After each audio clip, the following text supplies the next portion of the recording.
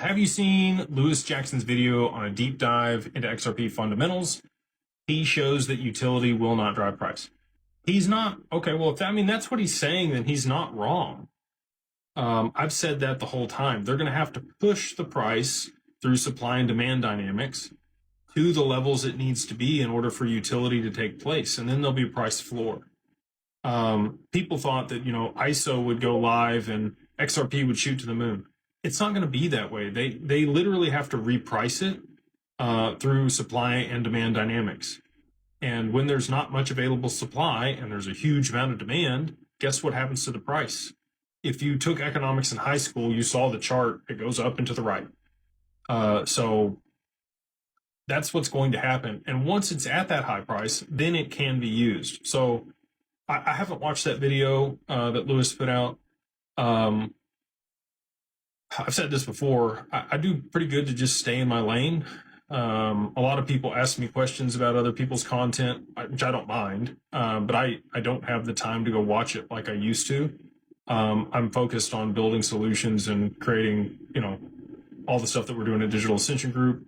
And did have some more time the last week here to be out on social media a little bit more, which is nice, and that's just because at the end of the year, like, I can't push things forward because everybody else is off.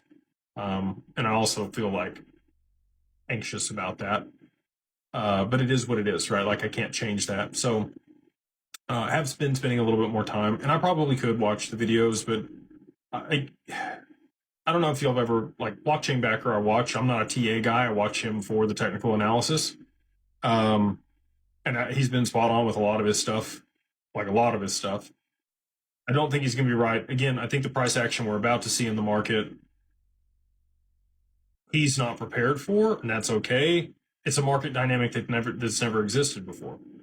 It's a black swan. It's something that people didn't see coming.